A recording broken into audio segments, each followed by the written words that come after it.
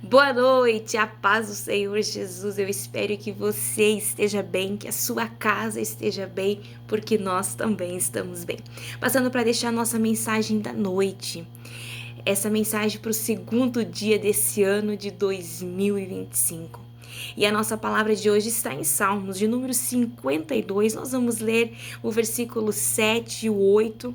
Embora nós vamos enfatizar o versículo 8, mas nós vamos ler o 7 para entender o contexto deste salmo, que nos diz assim: Eis que este é o homem que não fez de Deus a sua força, mas confiou na abundância das suas riquezas e se fortaleceu na sua perversidade. Aqui é Davi escrevendo esse salmo se referindo a Saul, que ele não confiou na força do Senhor, mas ele fez segundo, confiando nas suas riquezas, no seu braço, deixando o orgulho, a soberba, a inveja entrar, se tornando assim então um homem perverso. E o versículo 8, Davi está declarando, dizendo assim, mas eu sou como uma oliveira verde na casa de Deus e confio na misericórdia de Deus para sempre e para sempre. Este salmo escrito por Davi foi escrito no momento mais crucial da sua vida, no momento mais difícil da sua vida. Embora quando nós olhamos para o versículo 8 e vemos essa declaração de Davi, se referindo como uma oliveira verde plantada na casa do Senhor e que ele confia na misericórdia de Deus, nós achamos que ele está vivendo em um momento feliz, em um momento de realização. Porém, se nós lemos a história e vemos o contexto deste capítulo, deste Salmos escrito, nós vemos que foi no momento mais difícil da vida de Davi. Davi agora está foragido de Saul. Saul agora o procura para o matar. E conhecemos a história ali e sabemos os motivos que fez com que Saul tivesse inveja de Davi. Davi era um homem simples. Desde o início, mais ou menos com 14, 15 anos, é quando ele é ungido rei de Israel, que Samuel vai até a casa do seu pai, o Jessé o belemita. Ele é ungido, porém ele permanece ainda lá, com a sua vida normal. Passou-se mais alguns anos, agora a gente vê ali a batalha de Davi com o gigante Golias, que Davi vai agora levar mantimento para os seus irmãos que estavam na guerra. Davi ainda não tinha mais de 20 anos, porque senão também estaria servindo o exército, porque era a partir de 20 anos que servia o exército, como era uma guerra, certamente ele estaria lá. Então ele tinha menos, porque ele foi levar mantimento para o seu pai. Conhecemos ali, sabemos que ao decorrer da história ele vai lá, ele mata o gigante Golias, e agora Saul traz Davi para o reino, traz o Davi para o palácio, porque quando Saul era cometido por os espíritos que vinham atormentá-lo, a Bíblia nos fala que Davi com a sua harpa dedilhava os seus dedos, espantando em si os espíritos malignos que atormentavam Saul.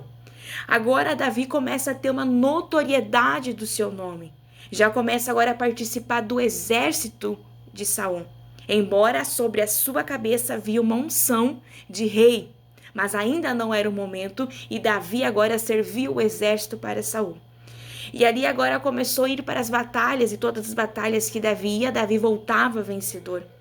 E agora as mulheres saíam dançando e cantando com seus tamborins, dizendo: Saul matou milhares, mas Davi matou seus 10 milhares. E aí a Bíblia nos diz que nesse momento foi o crucial para então Saul deixar de vez entrar essa seta, esse dardo que entrou no seu coração de inveja, de ira, de perversidade. E desde então ele começou a perseguir Davi. Este salmo escrito por ele é o momento em que ele está fugindo. E ao decorrer da história desse momento que ele foge de Saul, ele vai para um lugar, ele vai para a terra dos sacerdotes, e a gente vê todo um contexto de uma história de perseguição, de fugir.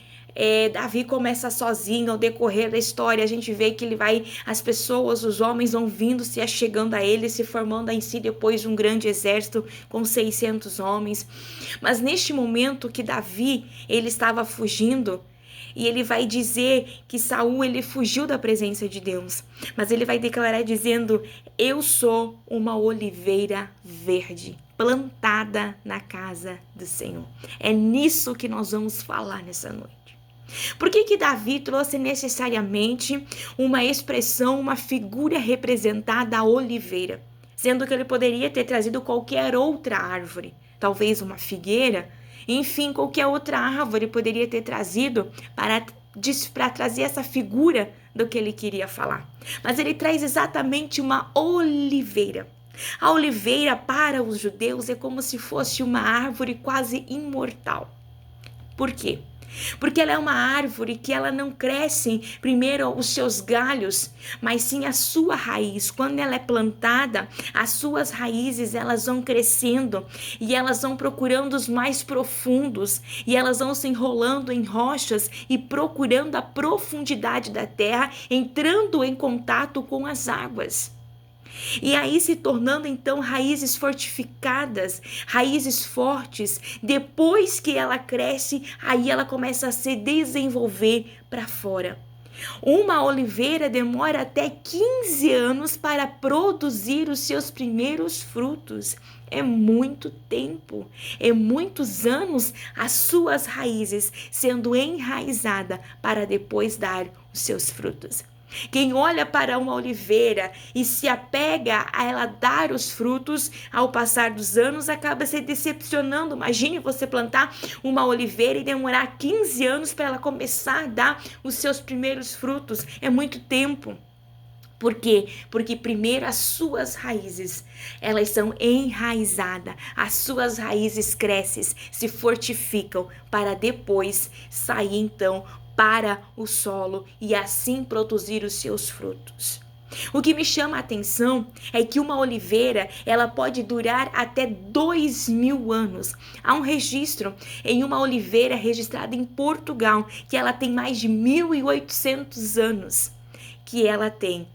E quando alguém vem e corta a oliveira, corta a árvore fora, cortando o seu tronco e olhando, né, aos olhos físicos, aos olhos humanos, parece que a árvore morreu, mas não. Com o próximo ano, aquela mesma oliveira ela vai estar crescida. Pode até pegar no seu tronco, colocar querosene, tacar fogo. No próximo ano, se as suas raízes lá de baixo, elas não forem afetadas e elas estiverem próximo das águas, no próximo ano ela estará ali novamente. Por isso os judeus consideram a oliveira como uma árvore quase imortal. Porque pela duração que ela dura todos esses anos, imagine quase 2000 anos, ela existe, ela permanece de pé. E agora a gente vê que mesmo tentando de todas as maneiras arrancar uma oliveira, mas se não for afetada a sua raiz, ela permanece como uma oliveira. Davi, nesse momento mais difícil da sua vida, nós não vemos ele se questionando ou ele duvidando do quem era o Deus a qual ele servia. Embora ainda ele não era conhecido na região como rei.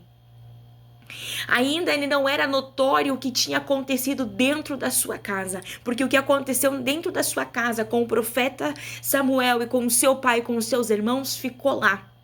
Mas ele sabia quem tinha o chamado e ele sabia em quem ele estava firmado.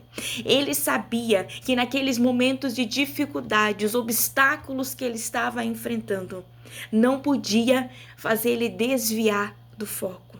E ele vai declarar dizendo: mas eu sou uma oliveira verde.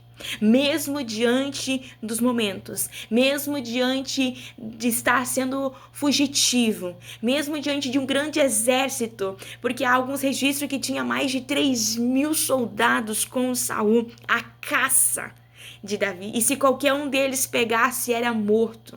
Ele vai declarar: mas eu sou uma oliveira verde, plantada na casa do meu Deus. Olha que coisa linda.